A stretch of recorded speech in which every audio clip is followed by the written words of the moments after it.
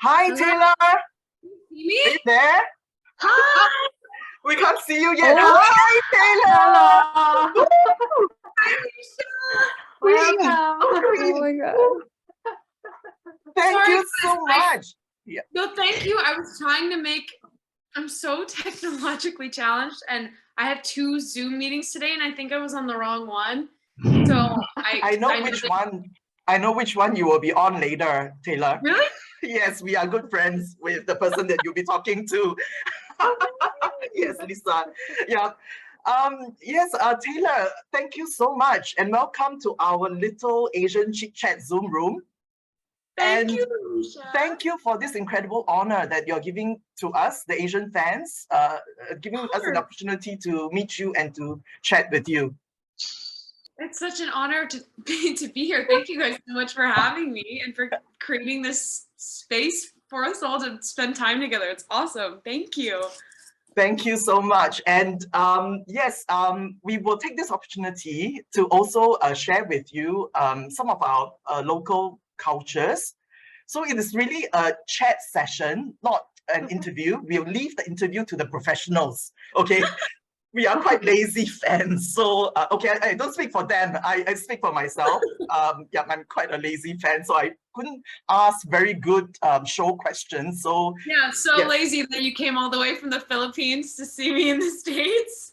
From Singapore, Taylor. Yeah, exactly. 60 From hours. Singapore, exactly. Yes, yes. Okay, so we will start off with one round of introduction first, so that you you know who we are.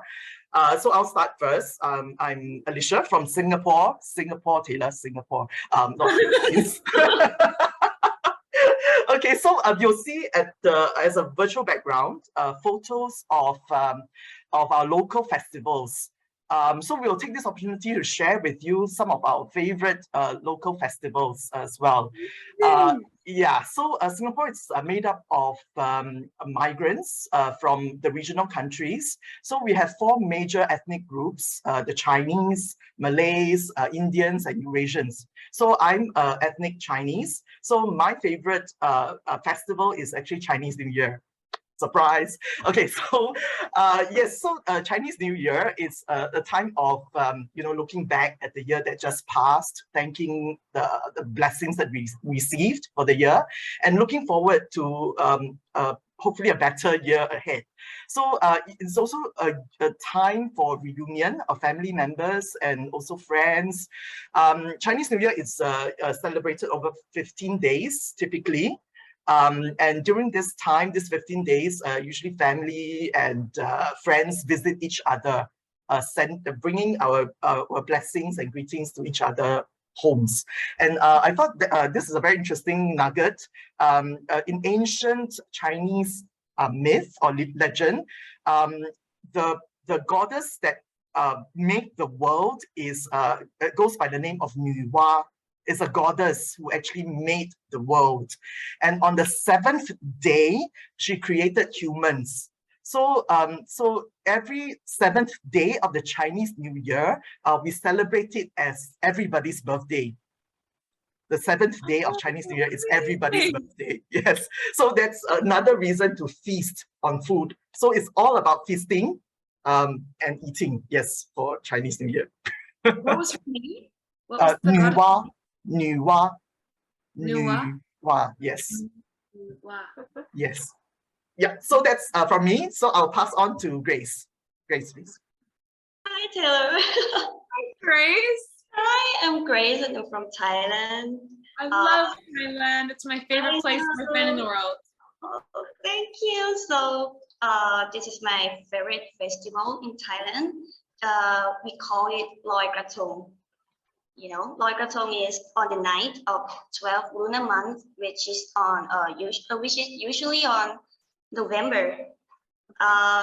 It will be at the end of the rainy season and when the moon lights up the sky. Okay. In Thai, Loi means like float away and release. And this is krathong. We call this krathong. It's made from like a slice of banana tree trunk, and we decorated it with flowers, candles. So during this season, people will gather around rivers or canals or lakes to like pay respect to the goddess of water by releasing their krathong onto the water. But some people also believe that Loi Krathong is the time to like float away all your sadness or your dark side that you have been holding on to, you know. You can release it with your krathong. And there's a myth that say that if your candles on krathong stay alight until your krathong is like out of your sight, that means you will have a very good luck that year. Yeah, and this is my favorite festival. And I I hope there during that time of year. I must have been around it because I was there at the end of November, like mid-November to mid-December. oh, you then visit. I think it's the beginning of November. So Oh, Taylor, dang it. I'll just have to come back then. yeah. So Taylor, the next time you visit, you need to contact us. Like you need to be guided by locals. Then you would not miss. Obviously. That's Yeah. true. And by the way, Grace was the one who actually gave you the Bruce, the elephant, Oh, the elephant soft toy for your birthday. it's Brian. Yes, Brian. Sorry, Brian. Who's Bruce? Okay, so Yeah, Brian. Brian. Brian. Everywhere with me, but I took him off my chain because I'm traveling to Europe and I didn't want him to get dirty in the airport. So I took him off. I'm in Kelowna right now, so normally I'm in Vancouver, but I took him off literally yesterday morning. So I normally always have him with me. No, it's okay. I so appreciate that you actually read my little letters that I sent you. Sometimes they take a while to get to me depending on like anything, you know, depending on mail, depending on if they go to my agency first and then when I can pick them up, or if I'm traveling, when he can get them to me. But I do read all the letters that come across our desk. I see all the gifts. I have everything. I have what? I don't remember who. I think it's this one. But there's one that my family got for me that was very similar, and there's one that fans got for me. And then this is my full name and my constellation, where the stars were when I was born. Yeah. Then my family also got me pretty much the same thing. Right. Wow. Like Nice. this snap of a constellation when I was born, and I got it like within a week of each other, so that was super. I think it was the Brazilian fans, right, that bought you a star for your birthday. Yes. The Brazilian fans. Yes, everyone Yes. sends the most amazing stuff, so I keep it all. It's like memorabilia all over my house. That's so sweet. I'm sure they will appreciate that. It is so sweet. It's so Yeah. sweet. Yeah, there's stuff everywhere. I have so much. Okay. I will pass on to Sean now. Let's go, Sean. One of my I've gotten too. Oh, I love this guy. He sits on my desk, watches me. Okay, Sean, next, please. hi. I'm Sean. I'm Ashley's soulmate. I'm kidding. I'm Sean. I'm from the Philippines. I'm the one who's from the Philippines, not Alicia. And also, this festival is from my city. We have so many festivals here in the Philippines, and it's hard for me to choose. So I'll just choose from my city. And this is a 7-day celebration of bountiful harvest. And this is our way of thanking nature. We have so many fruits that time, so many blooming flowers. And this picture, 4 pictures here, is called a indak-indak sa Kadalanan, which means street dancing. And these people are our lumad, which means the indigenous groups of our city. So that's it. I'm gonna pass on to Sai. Just oh, yours short. Sorry, go on. my best friend is actually from the Philippines. He's the one who takes like almost all my photos. I think, did I post one earlier? Oh, yes. Yeah, the professional photographer, right? Yeah, I didn't post one. I almost posted one, but I'll probably post it tomorrow then. But he takes like all of my photos, like these Mhm, ones. mhm. His name is Noah Asanias, and Yes. he's from the Philippines. Oh yeah, I noticed that. Yeah, he's the best. So Lord. he's told me stuff. Oh, I remember I had when I was shooting the movie that I cut my face on, the catering was actually quite terrible, and we never really got a chance to go break for lunch. We were always so busy with prosthetics and everything. So we were super hungry all the time on set. And I remember one of our makeup girls named April, her and her family are from the Philippines, and her mom would cook these massive pots, like hot pots and different things of food. And I remember trying like quail egg and all of these really super delicious things that I'd never tried before.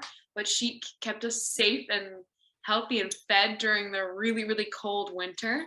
It was That's like Filipino minus moms. 30, minus 40. Yeah. So I have lots of really great warm connections to Filipino culture, and I really want to make it out to all of these places. I want to do a really good tour of Asia because it's my bucket list, and it's the one place that I did go in Asia has been my favorite place I've ever been in my whole life. Just between the people and the food and the culture and everything was just so beautiful and friendly and welcoming, and not not always like North America. Harsh over here. Taylor, you have many fans in Asia. Mhm. It's ever growing, and you have fans like all over Asia. And all you have to do is just say the word, and we'll be there to pick you up from the airport, show you around, host you, bring you to meals. You got it. We got you. Yeah. I'm Taylor. such a big fan of Asia, so that would be great. Okay, sorry. Sign up, please. Okay, so this is a summer festival called Bon Odori or Bon Dancing, and this dance was meant to celebrate, sorry, not to welcome the spirits of our ancestors during the period of Obon, which is from the 13th of August to 15th of August, and Okay, it's a bit that's soon. similar. Obon. It's similar to Sawan in a sense of honoring the spirit, these spirits. And so people wearing this kind of traditional clothes, and this is called yukata. Mhm. And then dancing around this kind of tower with music. And I used to play the drum at the local festival every summer. Yes. What is it called? It's called Yagura. Hegura? Yeah, yes. Oh, very good. Very good pronunciation. Yeah. So, but nowadays, it's more casual. The festival becomes more casual. So people just come to the festival and enjoy dancing, having fun. But some custom still remains. For example, this one. These are cucumbers and aubergines. So the cucumbers represent horses, and the aubergine represent cows. So people in the past, they believed these horses brought the spirits of their ancestors to their home quickly, and then these cows sent them back slowly so that the spirits of ancestors could stay with their family longer. And the people, many people are still making this before the Obon period starts. Yeah, so this is a basic explanation of this festival. I didn't know any of this stuff. This is amazing. Thank you guys so much for taking the time to share your your upbringing, your culture, the things that raised you, your blood. Beautiful. Thank you. This is so special, you guys. This is just the start, Taylor. There's more. Okay, yes. So we will be putting up this video onto YouTube with the intention of, trying to get more viewers for Motherland Fort Salem. So I'm going to do a formality by introducing you, Taylor. So I downloaded this from online.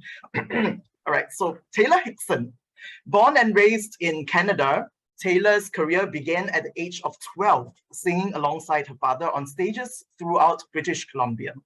She fell into acting after a relative encouraged her to audition for an agency at 16 years old. Thank you, Taylor's relative, thank you. Once Taylor began auditioning, she landed roles right out the gate. And since then, she has starred alongside TV movie legends like Sir Anthony Hopkins. Taylor has steadily made a name for herself in the entertainment industry through the dynamic characters she has brought to life on screen. Movie and TV credits include Deadpool, Giant Little Ones, Deadly Class, Aftermath, and many more. Perhaps for the Motherland Fort Salem fans, Taylor is best known as the unkillable, powerful, and the I'm not interested in hand fasting or man fixer, and of course, the loving co-captain of the Rayla ship, Riel Collar. Taylor is one of the nominees for this year's Leo Awards for Best Lead Performance Female in a Dramatic Series for her outstanding performance in Motherland Fort Salem's Delusional episode. Welcome, Taylor.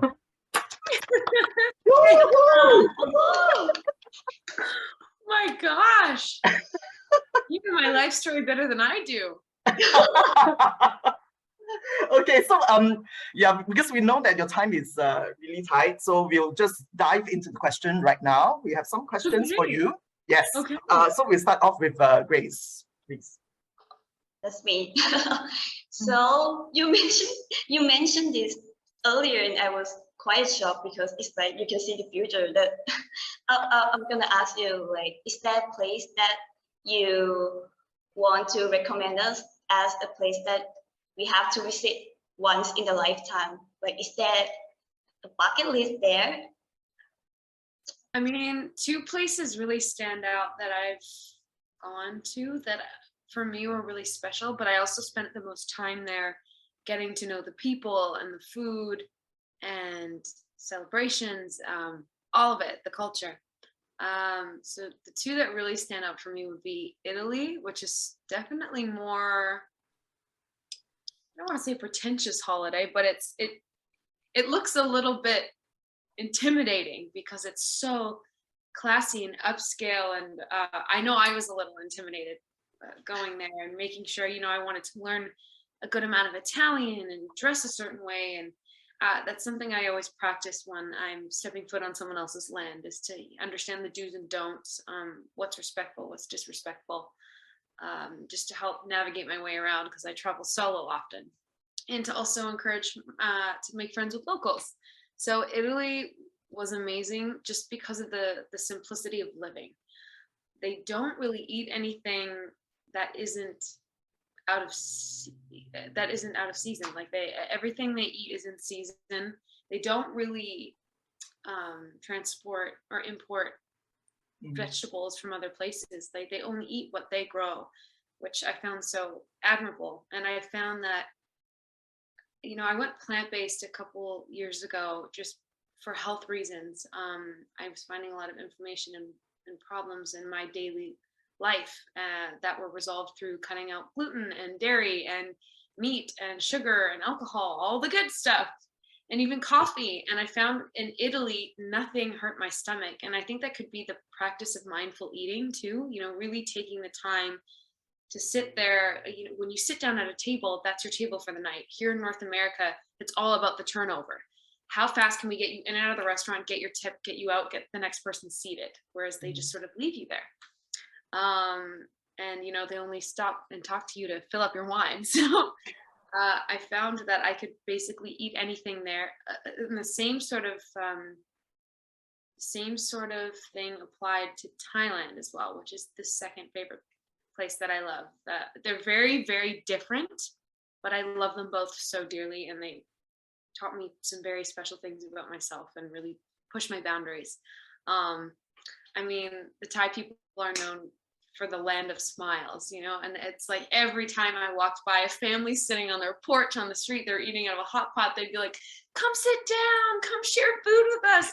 And there was something so beautiful about just the trusting energy of just being like, your family, come sit down.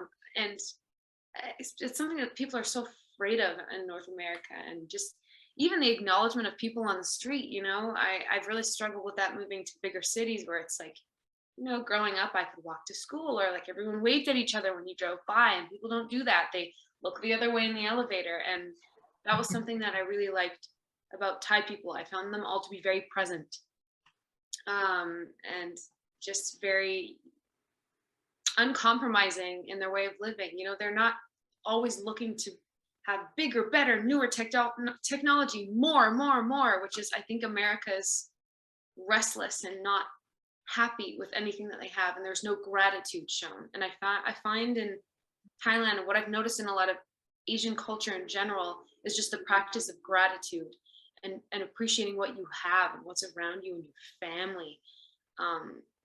It's something that I think is really lacking on this side of things, and I think it's sort of rebloomed my appreciation even more deeply for my family and my friends, because the culture is so oriented around your people in Thailand.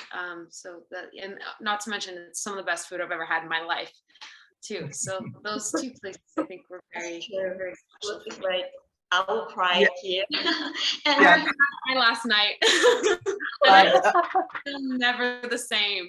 They always try to make it with like tomato sauce here instead of tamarind, which is so not it. So you got to find the places that actually use tamarind, and oh my god, it's so good. Okay, Taylor, Thailand is great, but we are very competitive. So wait till you visit our countries. Yes. Okay, so let's move on to the next question, Shan, please. Well, you said there's a lot of Malaysian aspects of in Singapore, right? As One well, of yes. my favorite foods is laksa. Oh, yes. Oh, it's one of my Oh, favorites. yes. It's one of the things I actually know how to make well, and it's, yeah, I learned how to make laksa, and it's my favorite things to make. It's amazing. It's so spicy though. Oh my god. Yes. So there's this kind of a melting pot of so many different cultures. So we have like so many ethnic groups. So we have a very rich food culture as well. So yes, come visit us. I know Billie Eilish said beautiful things about Singapore. She said she loved it there. So I trust her. She's also a Sagittarius. Yes. Yes. Okay. Shan, next, please. Okay, so what is something you've done, felt, or seen, or anything that you wish you could experience again for the very first time? Done, seen, felt. Oh, Anything you man. can share. That's not too personal. I mean, it's mostly like family oriented stuff. Like, you know, when my siblings were being born, I think, like, because I was so small, like I think it was 2, 4, and 6 while they were being born. So to maybe go back to that, I know I've been watching a lot of home videos lately and just sort of experiencing those pieces of my childhood, or like, you know, where we all would sit down in the backyard and have a tea party, things like that. I would die to to relive again, you know.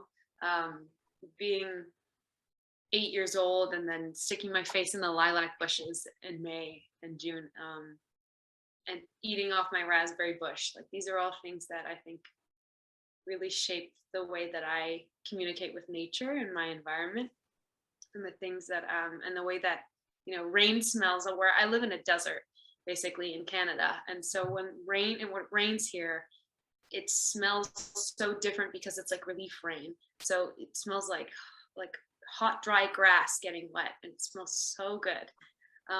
So just little things like that. And then also one that really sticks out to me is my grandparents.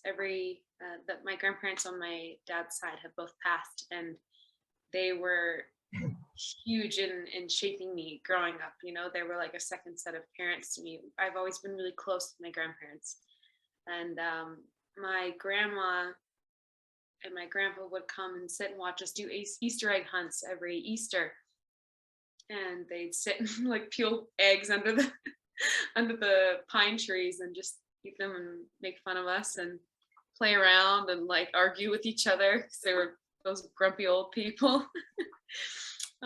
So yeah, I really miss them, and just like they would sit and play music. We'd all sit around and play music after we were done doing our egg hunts, things like that, little things like that. It's a lot of stuff that happened in my backyard in my childhood home, I think. Yeah, these are great questions, guys. Wow. Okay, maybe can I jump in, because yeah, you mentioned about your grandparents that have since passed. So you did mention in your past interviews that during the 4 years that you spent on Motherland, Fort Salem, you personally experienced loss of family and also the end of a relationship, for example, and that somehow in an eerie way parallels what Riel was actually experiencing. So we saw how Riel coped with losses, right? The loss. Can you actually share with us how you personally coped with those losses in life? Yeah, I mean, I think each one was different. I think, you know, there were some of my losses were quite unexpected, and some I had been anticipating for a while. And I think the tip of the iceberg, as much as you can try and mentally prepare to lose someone or lose something, you can never quite get there, and you have to do the work once it's happened. So I had lost my grandma a year or two before shooting Motherland, and that was a really hard loss for my family. She was very much a pillar for our family and the glue. And I think once that happened, my grandpa really started to deteriorate, and virtually he died from heartbreak. I think, you know, they had been together for like 60 something years. They'd been together their whole lives. And I think after she passed, she was also very much his caretaker too. You know, he would go out and work, and she was the homemaker. She was always making bread and feeding the 5 boys. And so, you know, she was very much like the homestead, and she was sort of that person in our community. Like, so many people mourned her after she was gone from our town, because she was that person who always had her doors open, who was always taking in kids, who was always taking in people who needed help. And I think that was really sore for not only our family, but just very much the extended lives she had touched and taken care of. So yeah, my grandfather started to, his mentality started to deplete and go downhill really quickly after. And, you know, he would think he was talking to her, he'd carry her picture around, and he'd think she was still alive. And he was diagnosed with dementia, which is an awful degenerative disease of the brain. And he eventually passed from it. And even though we had years anticipating this and just watching him go further and further downhill, it was never something that you can prepare for. And sometimes I still have these weird moments where I think that, you know, he's in the home and I can go see him, and I'm home now and I can go see my grandpa. So that's not something I ever didn't really process properly. But I know the extension of my character in Motherland certainly did help me have an outlet and a platform for that grief, to be present and to have it in a safe space, within the grounds of professionalism. So I think I was trying really hard to remain stoic, which is unfortunately also a Rael trait, you know, to sort of keep strong and not process your feelings and not feel what you need to feel in order to move on, to grow, to heal, forgive yourself, forgive other people. and I caught myself doing the same thing. So, you know, when I finally had the outlet to do it and it happened to be on camera, I think it was sort of unexpected. And there was just this flood of shit that I had pushed and packed down as much as I could. And then it was kind of like opening up a bottle that you'd shaken. So, you know, I'm really grateful for the people that made me feel safe and gave me the place to do that in the midst of my real-time grieving. But I mean, also in the midst of this, I lost 2 people that were quite close to me to drug overdose, which was awful. Those were something that were really unexpected, especially since they were my age. So one was an ex-partner that had passed from a drug overdose, and within the same year was his best friend that passed as well, whom I was also really close with and was a good part of our friend group. So that was something that I think was really, really difficult to navigate in the midst of working. And again, because I had that platform, it was quite therapeutic for me to bring these feelings there when I was trying to just sort of keep my shit together on the outside. But yeah, Motherland has been a safe space for many people that way. I think a lot of people experienced deep hardships, especially with the occurrence of COVID and whatnot. But yeah, there's no one way to really deal with grief. It's very situational. It's as nuanced and as tends to have a similar quality to, you know, whatever relationship you held with that person. I find, you know, to quote our show, you know, grief can be wild, or grief can be, you know, feel quite small and vulnerable and sort of seep out in little bits, or, you know, it can happen just all at once in one great big all-consuming morning. So I mean, the best advice I think is just to listen to yourself and feel what you have to feel. And you know who you trust, you know what feels good to you. You know best. There's no other person that can tell you how to feel your feelings or how to have control over a situation or your feelings. Only you have that answer. Yes, thank you for sharing, Taylor. And I think it does come through on screen. Your sublime portrayal of Riel's grief for Scylla, thinking Scylla was dead in season 1, and then of course grieving for Willa, was the emotions were so raw, and you broke us. You basically broke us in those scenes, and at the same time it helped many of us.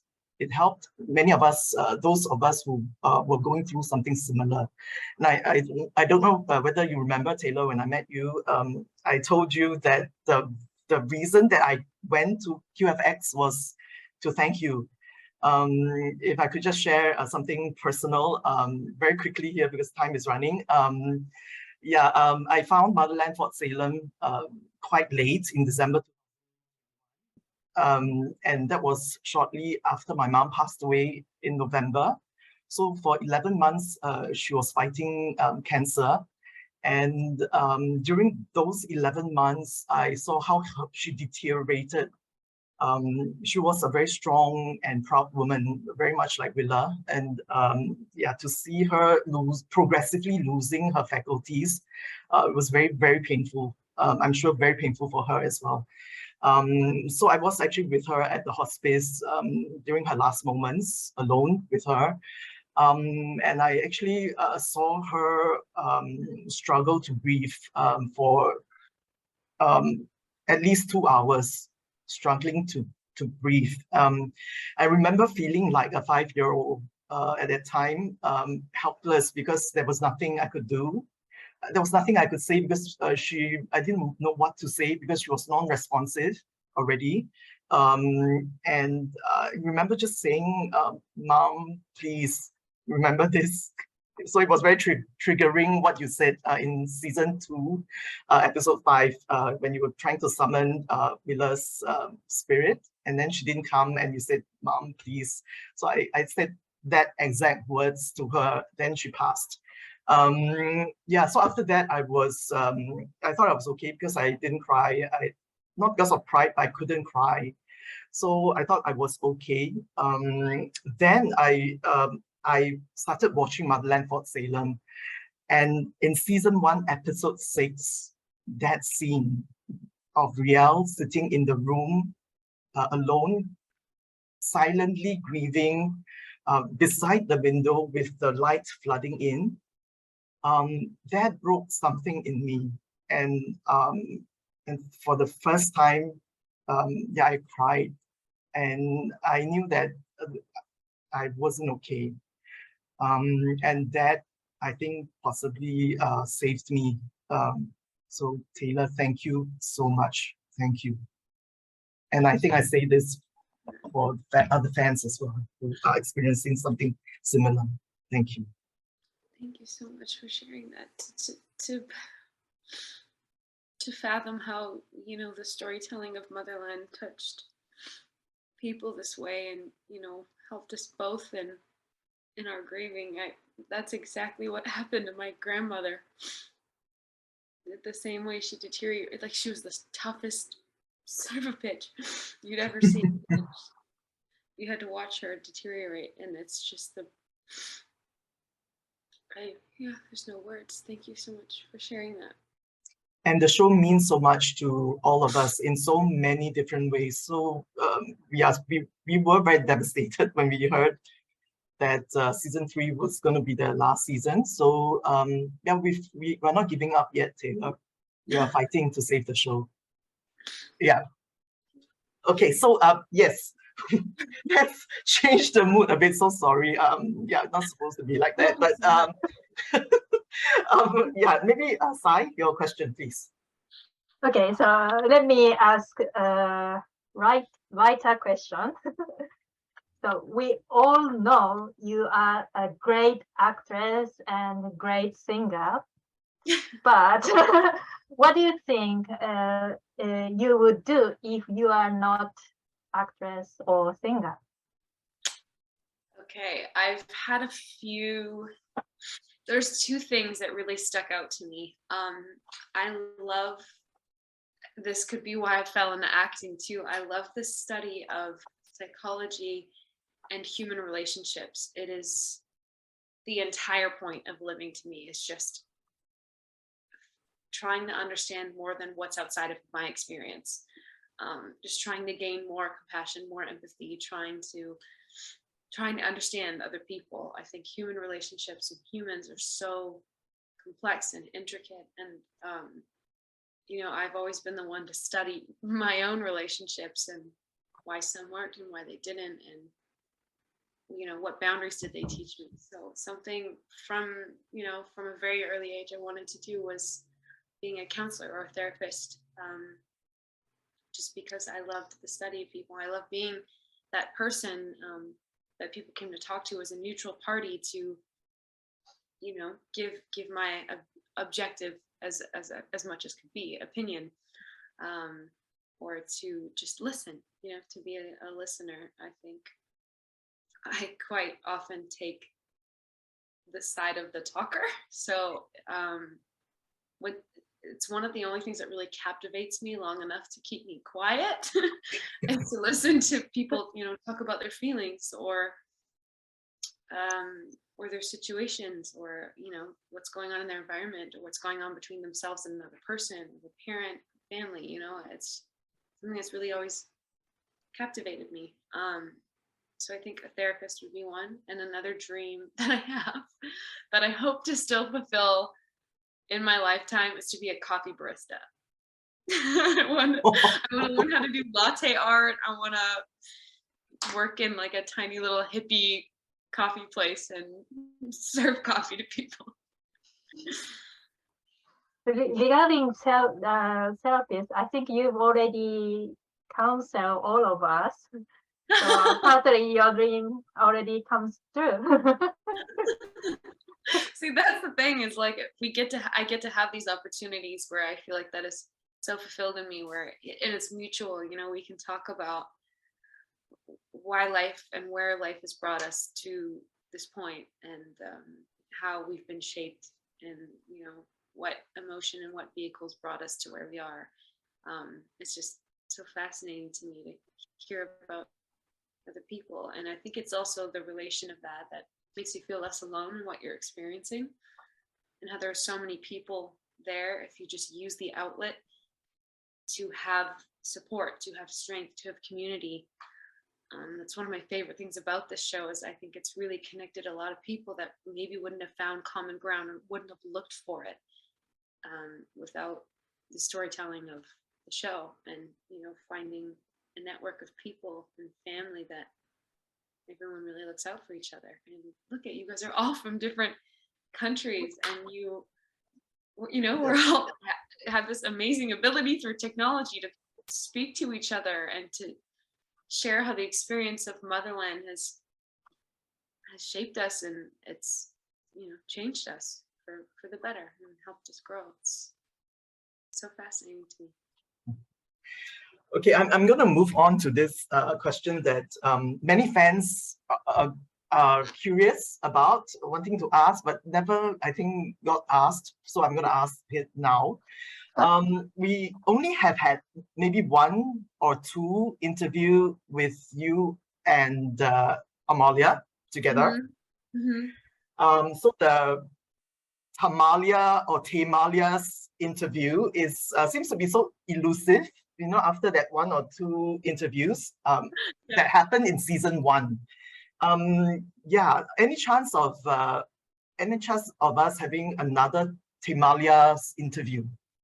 I mean, maybe via Zoom until I can get Amalia here, or until I can get over to Sweden. It might be a little more difficult, or maybe we'll have something that will reconnect the cast either in New York or LA. Maybe that would be awesome. Right. But yeah, it wasn't so much our choosing; it just happened to be coincidence. When those interviews were being shot, it was the day before the world shut down because of COVID.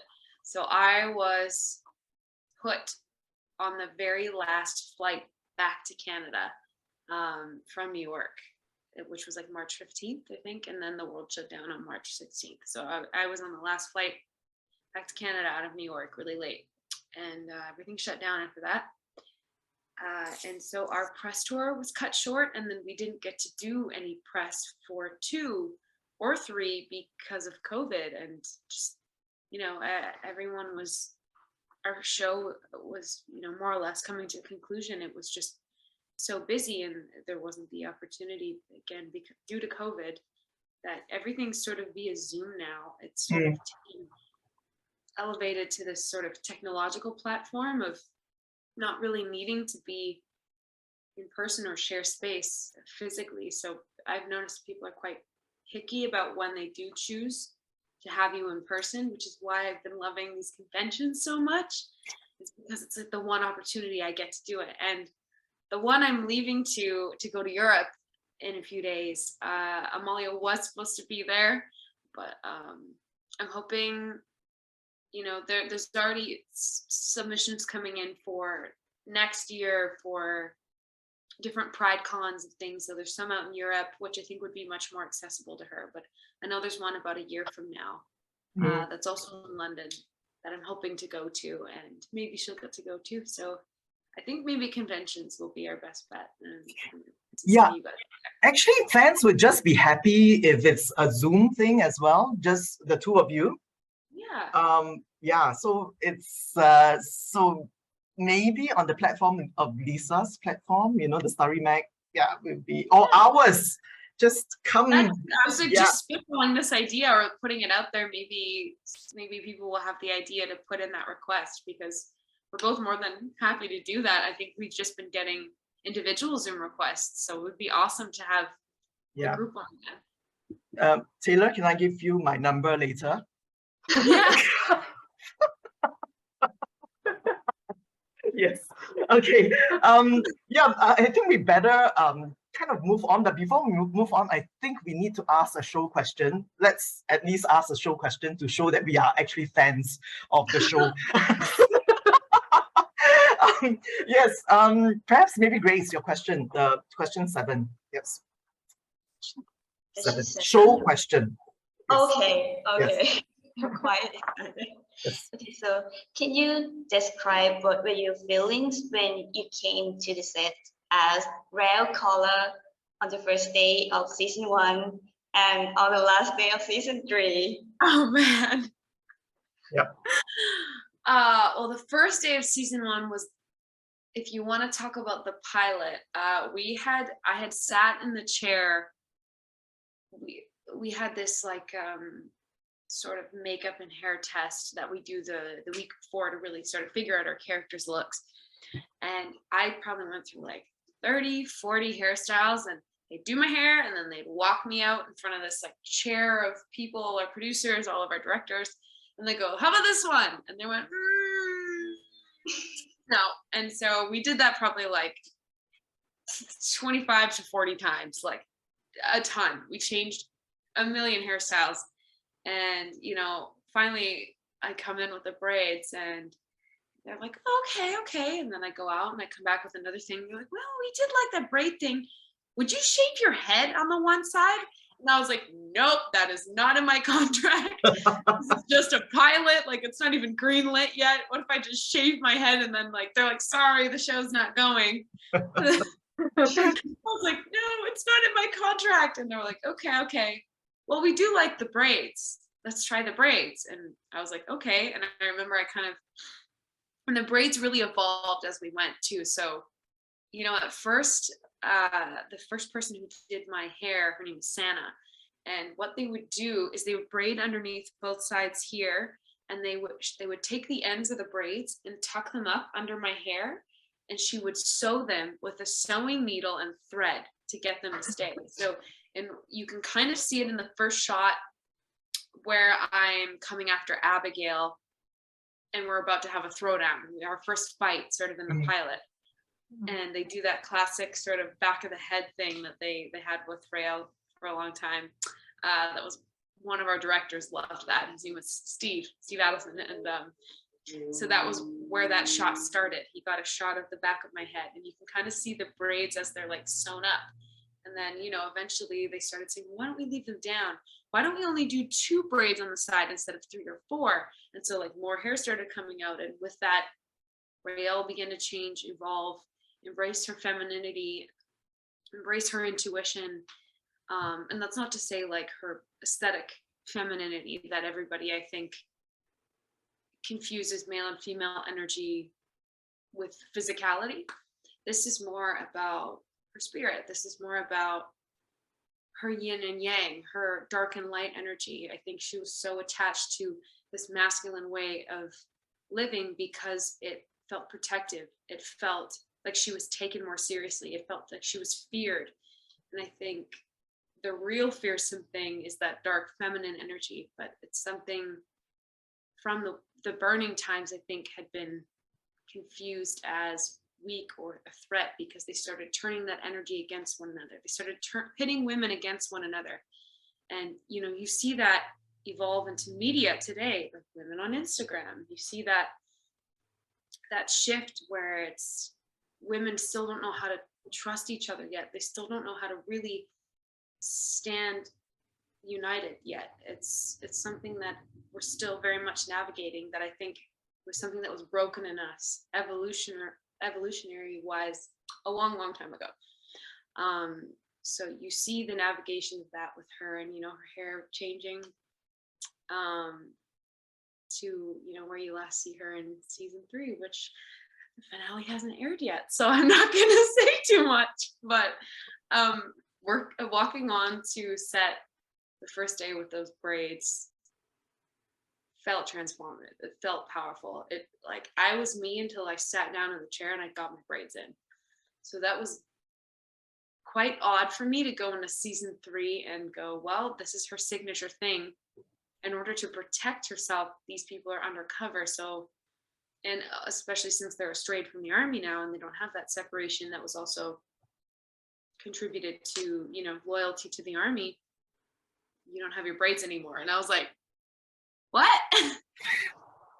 Huh?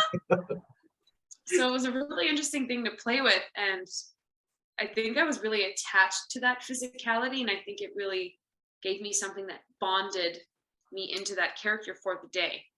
It was something that braids in, rail on, braids out, rail off, and I could just sort of leave that at work. So it's so strange how you sort of pick a physical token to attach the sentiment of switching your mindset, switching the framing of thinking, and the way that you emote. So that was the trickiest thing I found in season 3 was, looking at myself in the mirror and going, yeah, that's Taylor. I don't look any different. And it was something that I navigated, that it's like, okay, well, we all kind of panicked. We're like, we forget how to do these characters. We've spent so long because of COVID not being able to come back to work. And so it was something that we were all like, what do we mean? Like, we know how to do this. These are extensions of us. Like, we created these things. This has nothing to do with looks or anything, we've got this. It was something that the whole team, I think, kind of went, we forget how to do this. So yeah, it was like, I don't think there's ever a lack of discovery. Like, there's always newness. There's always the push and pull. Like, it's not like you make an advancement and you're like, oh yeah, that's it. Okay, then I just take another step forward. Sometimes you take like 8 steps back and you got to work through the muck again. So I think that's what makes these characters very human, and getting to watch them grow for such a long period of time parallel to us. So yeah, the last time that I was in Rael's boots was obviously very emotional, and I think it was like I was hugging a chapter of me goodbye and my youth, and some very pivotal transformative years of becoming a teenager to becoming a woman. And yeah, I always speak to the idea that it felt much more like high school graduation than high school ever did for me. I gave 4 years of my life to that, which is double what I spent in high school. And yeah, it was like, motherland raised me. So I don't think it's ever something that I part with. We are not willing to part with, let you part with that. Yes. Okay, so looking at the time, it's giving me a lot of anxiety now. So sorry, I'm talking so much. You do have a little bit of bend. You're good. We are good. We have a few more extra minutes. Yeah. Okay, good. So we do have 2 more segments. Yes, but we finished our questions. In fact, we have many more questions, but we couldn't ask them. But we will move on to the next segment, which is show and tell. We are going to show and tell our local favorite food or snacks. And oh, love this. Yes, I am guessing you didn't prepare. You didn't get the message, did you? I don't know. This must be so rotten on the inside because it's been here for like 2 years. Okay, let's not attempt to. Yes, but let's. This was the wrong year. It sounds hollow. It's probably black on the inside. Taylor, we have to redo this. Really, I mean, we have to redo this. And you have to come prepared the next time, okay, Taylor? Okay. Yes. Well, you guys go first. Yes. Okay. Grace, maybe you start first, Grace. Okay. So actually, there's a bunch of Thai dessert that I really wanted to show you, but I picked this one because I think you would like it the most, Taylor. So here, did you see this? Can you see the shape? Very light. Can you hold it closer? Closer. Is it a marshmallow? No. We call this woon pet. Woon pet means like jelly duck in Thai. Duck. Yeah, it's a duck. Like they have a version, but they're like marshmallows, and they're called peeps. Oh, really? But yeah. This is actually like a coconut milk jelly, which I think you would enjoy if you like coconut last time. Love coconut. Ah. But yeah, it's I think it's cute, So cute. Yeah, when I first saw this, I immediately think of you, like, oh, this is Taylor. Really? Oh, I have to tell you guys something. I went to a music festival like way up in northern BC. That's kind of like, I don't know if you've ever heard of Burning Man, but it's kind of like a very hippie festival. It's called Shambhala. And I went up there, and there's this practice of exchanging gifts all the time. Everyone's helping each other, giving out treats and things just to be sweet. And this one couple had big clear backpacks full of tiny little rubber ducks, and it said hug for duck. So I hugged them and they gave me a duck, but I left it at home in Vancouver, but I'll show you guys next time. It's so cute. It's like this big. Oh god. It looks like that. It's so cute. Okay, next time I registered that word. Next time, did you all hear it? Yeah, Taylor said next time she will show us. Yes. Okay, yes. All right, let's move on to Shan. Okay, so oh my god, can't see. Okay, so this is called sapin sapin. It's purple and yellow. It's just made of glutinous rice and coconut, but it's Oh, yeah, it's my childhood food because my grandma used to always made it for me after like having an achievement or like best in something. So it's really rewarding food for me. So. oh my god, amazing. Do you make that or buy Oh no, I bought it. I don't know how to cook. it? Amazing. Okay, Sai. Okay, so what I wanted to show this one. Can you recognize the shape?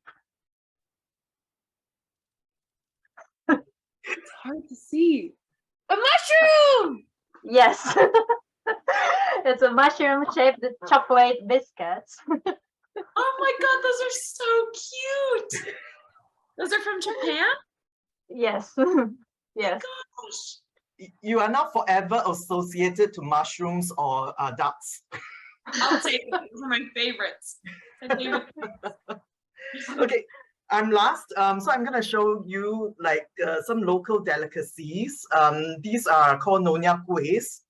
Kuehs are basically cakes. So you see that they are very colorful, and it comes in different types. So this one is they are mainly made of glutinous flour and tapioca flour. So it gives it the sticky, chewy texture. See, yeah, yes. And then I like to play with this because it's like different, so many layers. So you just eat them in layers, different colors. Yeah. Okay. Anyway, yes. And then this, it's got the coconut shavings, and it's got poos. So there's something squirt out. So it's yeah. All right. So obviously, yeah. Okay. So it's palm sugar.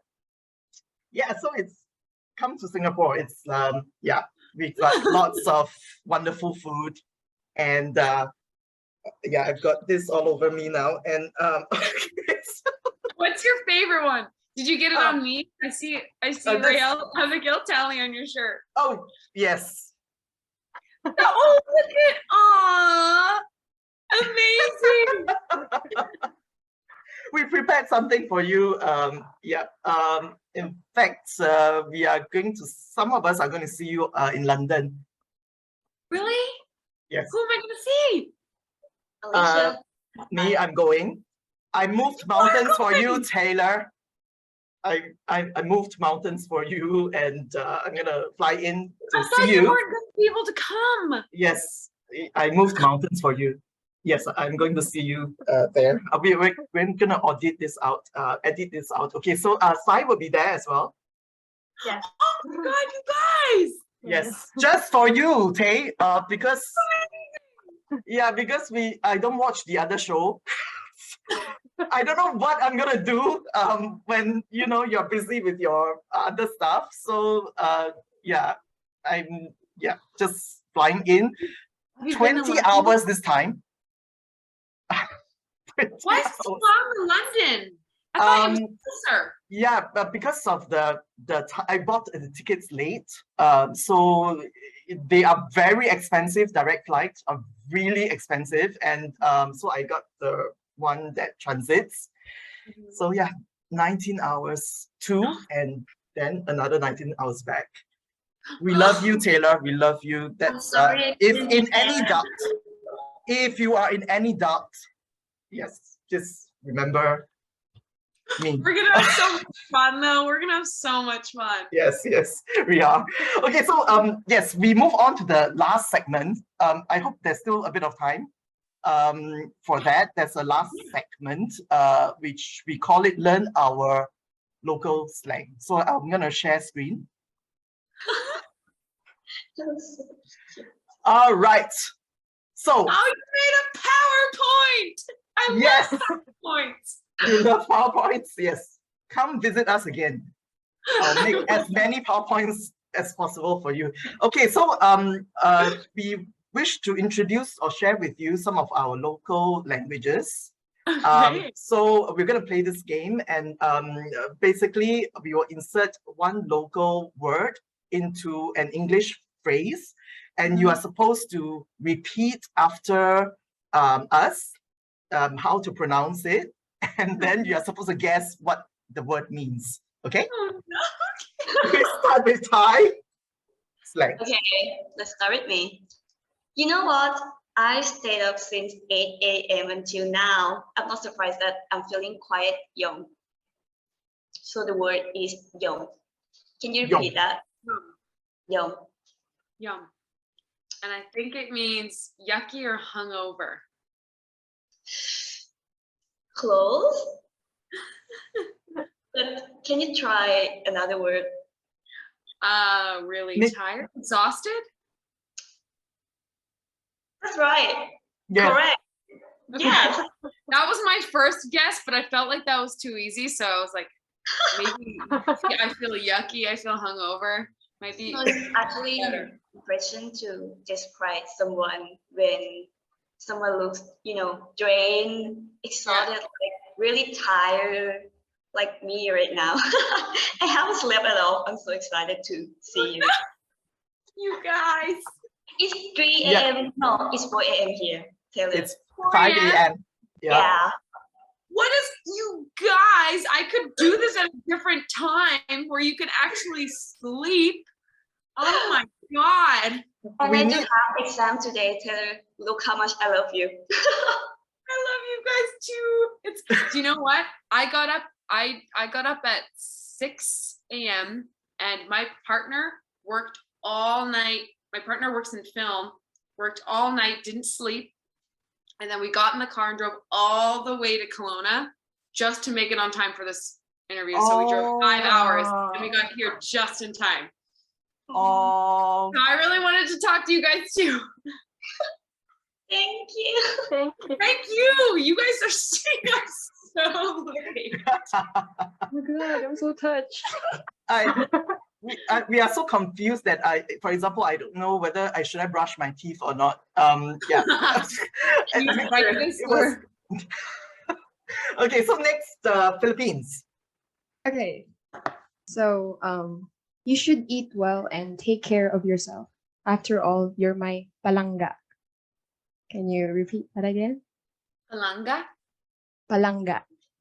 Palanga. Yes, that's. I think So, Palanga means my buddy, my best friend, my friend. you just friend zoned someone. That I means mean, like, my partner, my love. yeah, like love, darling. That's a beside word. Oh, Yeah. So Yes. you just friend zoned someone. it shows how much more I think of my friends that way. Where I'm like, oh, you're Oops. my partner. I'm like, you can do it. You're good. You got it, darling. My friends, I'm like, you eat today? Have you drunk a lot of water? Okay, you're doing great, Taylor, so far. Very good. So Japan now. Okay. Japanese. Yes. So you first called her lazy when she forgot to do her homework and then helped her finish it. You are tsundere. Can you repeat the word? Tsundere? Very good. Oh, Can you I guess? think that means either an enabler or hypocrite. Hmm. Or tsundere.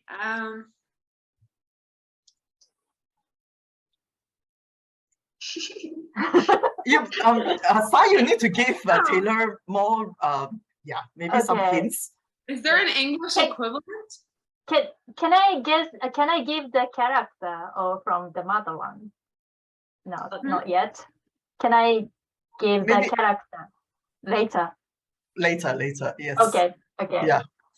Mm. Hint. It's Not quite. it's similar to personality. Personality. Yeah. It's a personality trait. Yeah. Mm. Yes.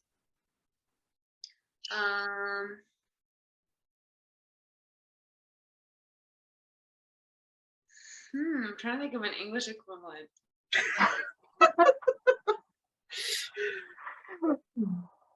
I would say like you're an enabler. Like you're saying someone's doing something bad, but then you encourage that behavior.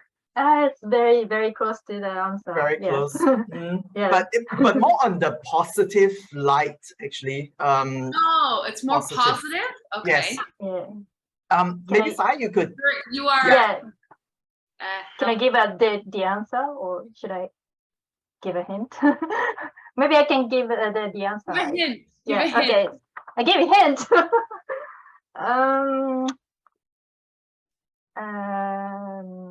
So there's two meanings, but it's opposite. The first, this kind of personality, but then shift to the other personality. Which? From negative to positive. Would it mean like you are a hard worker or a good helper? I think sometimes parents are like that. Parents, or maybe those in authority, Like, they will. maybe you're maternal. Okay, Sai, just I'm lost, guys. You gotta help me. yeah, just give the answer. Yep. Okay, I will The give the one that's answer. lazy and didn't do my homework, and now you're helping me do my homework. Yeah, so which means a person who is initially very harsh or cold before gradually showing their warmer and friendlier side over time. Oh, we don't have anything like that. That's just my grandma. I would just call that grandma. Okay, moving things along, because I'm watching the time. So we have Singlish, which is basically incorporating Singapore. There are several languages because different ethnic groups in Singapore. So we are used to incorporating the different languages of different races into English. So in a way, we created our own language. Okay, so she's already struggling with her school work and still gay kiang, and volunteered to be the organizer for the school prom. Gay Kyung? Mm-hmm. Gay Kyung. Gay kiang. I'm gonna say overachiever. Usually these kind of people will have this trait, yes, but yeah, some more. Is it like an ass kisser? Round noser? Okay, so I'm gonna just give the answer. This usually describes people who make decisions hastily without thinking, rash decisions, or it could be trying to be smart, fake smart, because this is a Hokkien word, which is a dialect in Chinese, so which basically means fake smart, trying to be smart. Yeah. What do you, isn't that, I think there is a name for that. Isn't that called a pseudo-intellectual here? Should I It Google is. that? Yeah, can we Google that later? Yes. Yeah, very, yeah, we got to watch the time. Yes, next one. I put in another one, Googled it, another that's English. So I like her style and mannerisms, so chill. Chill. What do you think chill is? Chill. This is quite Mhm. deep. So chill. Deep, is it, you said? Oh, chill. Chill. Chill. Mm. Chill. I would say so chic, so classy. Yeah. Yeah, it's quite close. It doesn't have to be classy, but basically cool. So cool. So cool. Okay. Yeah, so cool.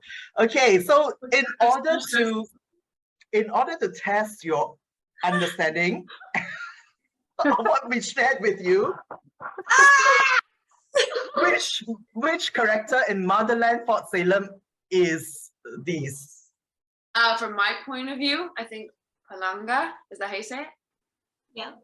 Palanga is Amalia or Oh, Scylla. yes. Yum.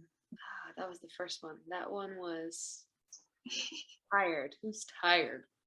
Everyone, I think. Alder, Petra. Fucking Yes. tired. In Oh, season. Anacostia, especially Anacostia. But I think Anacostia is more tsundere. Is that what it is? Oh, Yes. It's Anacostia. Mhm. Anacostia and a bit of Alder too.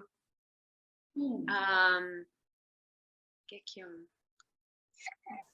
That means Gekyung. You are doing so great, Tay. Trying, So far. trying. What was Gekyung? Just did this.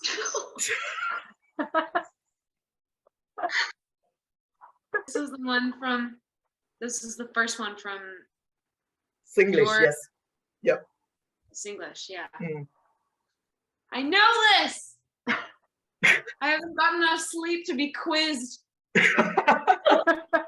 Okay, making decisions hastily. Making decisions hastily. Yep. There's a few. I think all three of the lead girls do that. Especially Raelle, but I was gonna say Chio for Raelle because obviously she's cool. Yes. Yes. Yeah. Agreed. So many people are cool though. Like Alder's cool. Emily Leclerc, who plays Isadora. Mhm. Isadora's like an understated cool. She's like nerdy cool, which to me is the right definition of cool. Right. Yeah. Okay, so Gekyung would be. Have you made the verdict? Oh my god, all of them. But like, I'd say Raelle, Abigail, or Tally. They're all impulsive in their own ways, but I think very much Raelle's a little bit impulsive. She's not good with gauging how much salva she should take. Just a little just impulsive there. Okay, so yeah, I hope that you learned something interesting. Something interesting there. Oh, very interesting. It was such a fun game. Thank you. You guys are so awesome for creating that. Thank you so much, Taylor. Maybe would you have maybe a final message for the Asian fans before we let you go reluctantly? Yes. Thank you all here so much, and thank you, for gracing me with this opportunity, and thank you to all the Asian fans for the honor of, the love and support and giving us attention and keeping our storytelling alive. Thank you so much, and thank you so much for sharing all of these beautiful aspects of the different parts of the world that some have yet to visit, but have now very much enticed me. I'm so excited to come visit you all. Yeah. Thank you guys so much for this, and thank you guys to whoever's watching this, and to all the Asian fans. Thank you so much. It means the world. It literally means the world. Thank you, Taylor.